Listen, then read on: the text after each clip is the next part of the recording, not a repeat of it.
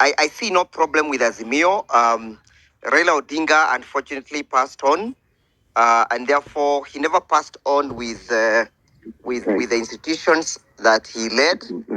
And as much as we are still mourning his loss, Kenya has to move on, and the institutions that he left behind they have to be survived in law.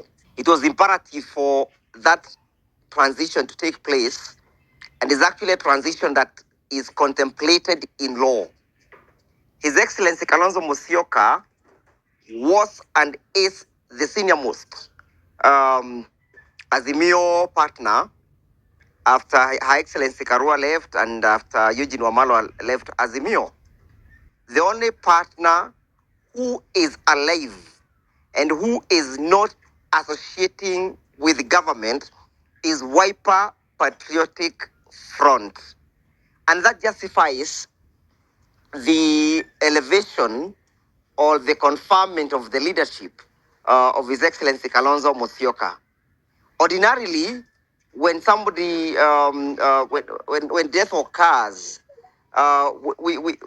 when death occurs as it did to His Excellency Raila Odinga, the law does not contemplate that vacancy will remain in perpetual and perpetually unfilled. And that's why it was important for the occurrence of what took place. Number two, Junet Mohamed is no longer the Secretary General of Azimio, simply because Junet Mohamed is in broad-based government, and Azimio is not a member of the broad-based government. Azimio is a distinct entity separate from ODM. It is ODM that was a partner in Azimio.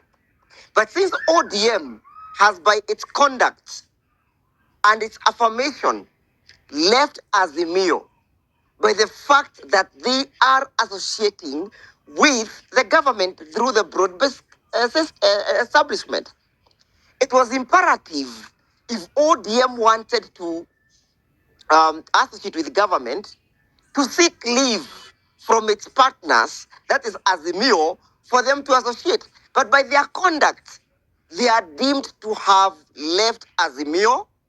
They are not members of Azimio, and therefore they cannot cry full. They cannot cry loud. They cannot be heard to cry out there that a coup has taken place. You know what is happening in ODM is really strange. The justification for ODM to continue associating with Kasongo, the fight that ODM led for many years, 20 years, against oppressive government, oppressive regimes, against corruption, against extrajudicial killings, against wasteful application of our resources, has been watered down. And even when Raila Odinga passed on, they are still trying to cling on, oh, he wished us to be in broad-based government.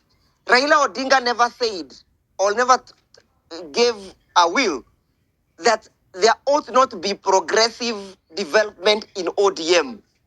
Those people claiming that ODM left them, Raila left them in ODM, they are political fraudsters. They are political conmen.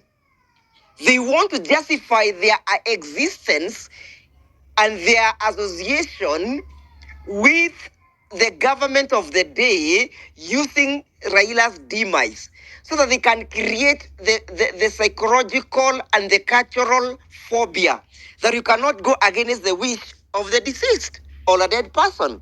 I mean, we are not engaging ourselves in an inheritance of family inheritance. We are dealing with a political institution that is funded by public, by the public. So Oburu Odinga and his cabals, the Junet of the days and the Wangas, must stop using Raila's name to justify their association with this government. Time has come for them to move on, and that's why you can see the progressive ODM led by His Excellency Jimmy Orengo, Senator Sifuna, Babu Owino, and the likes. They are out there doing what Raila would be doing if Raila was alive to date. It's unfortunate. It's unfortunate that few individuals in ODM have decided to bite the majority. But you can see the tug of war between the progressive ODM and the progressive ODM, which I think Fred falls in. Frederick, of course, falls in the retrogressive ODM, the ones that want to eat from government, clinging on Raila's death. That is a fraudulent approach to the political issues. Number two, I have not had any negotiations, maybe, and I agree with Professor Masharia that it is premature for anybody to say that a team has been constituted or a pair has been agreed upon. To the best of my knowledge, and I think I have very close association with some of those individuals, is that the united opposition is waging a one-front war against Kasongo, well aware the danger that lies ahead if we do not produce a single presidential candidate.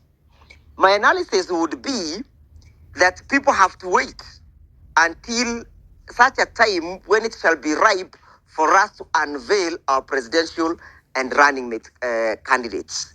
I don't know why people must make decisions for us. We are not making decisions for them when they are struggling in their ODM, when they are killing ODM. We are not making any decision. For us, we are spectators. We'll be, of course, be attending ODM's funeral very soon because Oburu Odinga is officiating the ODM funeral. Junet Mohamed is the pallbearer. Gladys Wanga is reading the eulogy, while Kasongo is busy holding the shovel to bury ODM. That is the fate that awaits ODM. Thank you. Yeah, but partner, just a moment. Just a moment. Just a moment, Fred. Dibal, my hand was up. Yes. Yeah, I've been on the phone. I'm trying to get Waziri in. I believe what they had done is there was an account here, political strategy something. I think that's the account they were using. And so that account has disappeared. He's tried to come in through his own original account. We can't find him in the thing. So I've not given up yet. But then, of course, now as I was doing that, I noticed that I couldn't speak because the space converted my status from a speaker, which I can see you have a co-host, Siasa Bomba, to a listener, and I've just come back. So just my apologies, and also on behalf of the Honorable Moses Kuria. He's really eager to get in here and explain some things and take questions, especially because the flyer had gone far and wide, and he has even someone assisting him to do that. I don't know if it's a settings or if it's, sometimes I really don't know what it is.